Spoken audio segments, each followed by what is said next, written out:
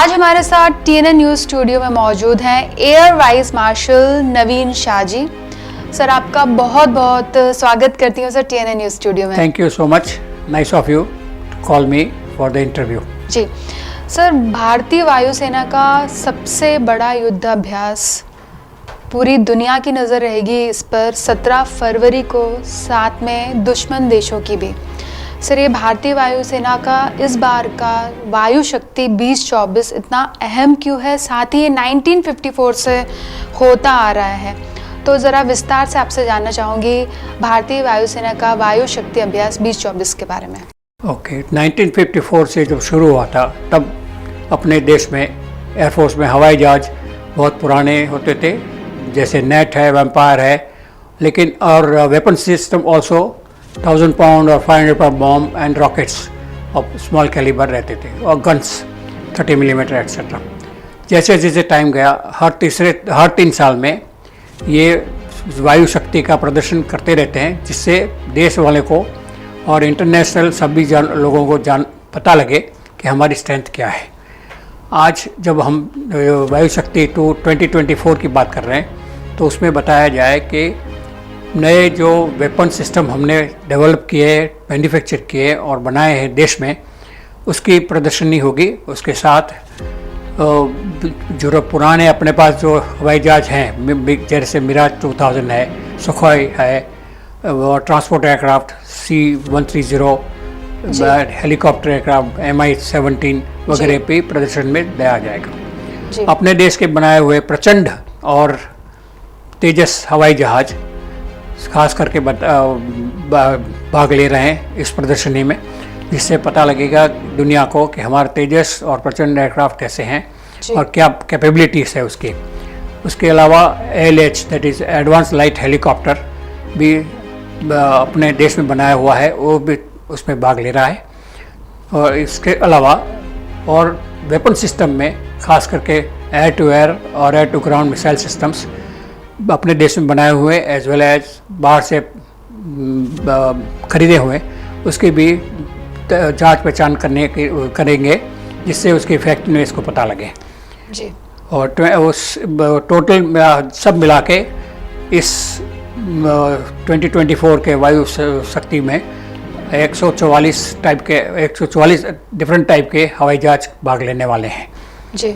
और weapon system को test करने के लिए ज़मीन पे टारगेट बनाए जाते हैं, उससे पता लगे। और हवाई जहाज तो एयर टू एयर टेस्टिंग के लिए भी ड्रोन वगैरह टेस्टिंग करते हैं, जिससे इफेक्टिवनेस पता लगे जी। सर वायु शक्ति 2024 में अपना दमखम दिखाएगी वायुसेना, भारतीय वायुसेना पूरी दुनिया को, दोस्त देशों को, दुश्मन देशों को इस वायु शक्ति से क्या संदेश देगी?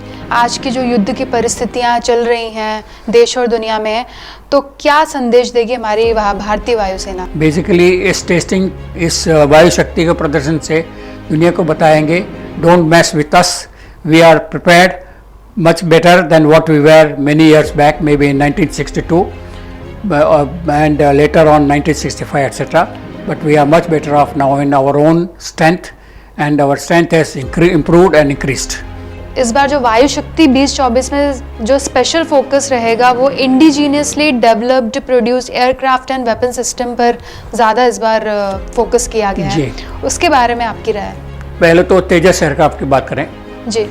उस एयरक्राफ्ट हमारे देश के सबसे पहला फाइटर एयरक्राफ्ट है जो डेवलप किया गया indigenously with the help of various countries, different components, parts and all that, but totally designed indigenously and started manufacturing in HAL Bangalore.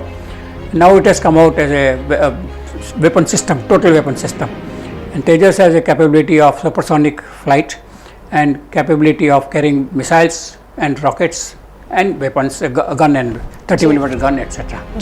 So it's a very effective weapon system, and it's basically very smart weapon aircraft, which is comparable to any of the world's best aircrafts.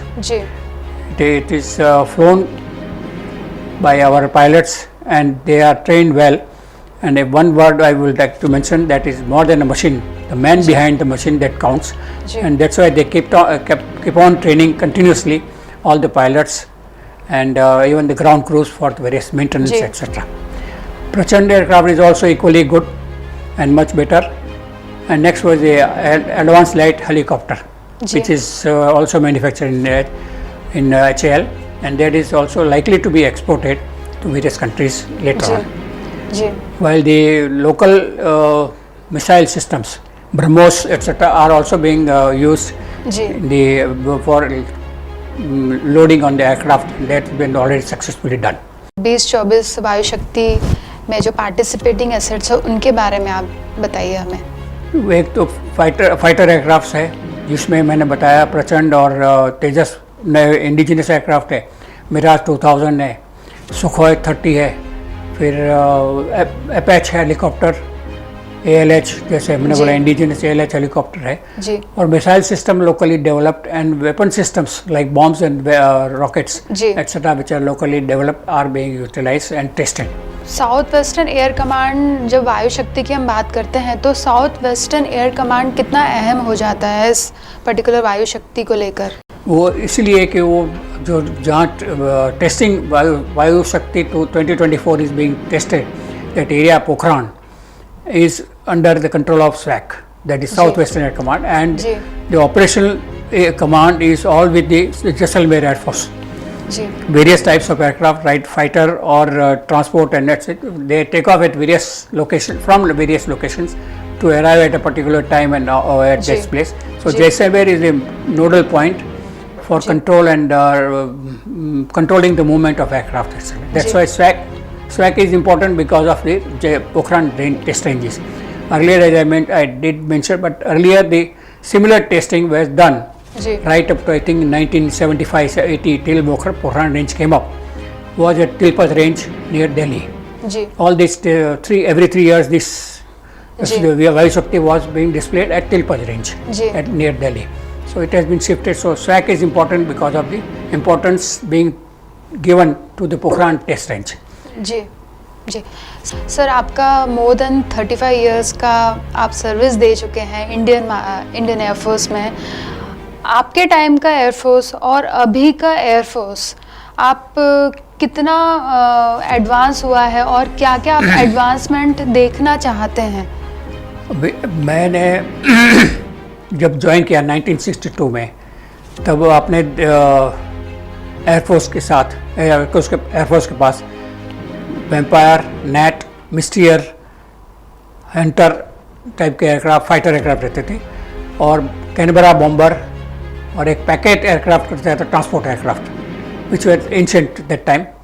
That things have changed from there, which was subsonic. Everything was subsonic. No aircraft we had that was supersonic then.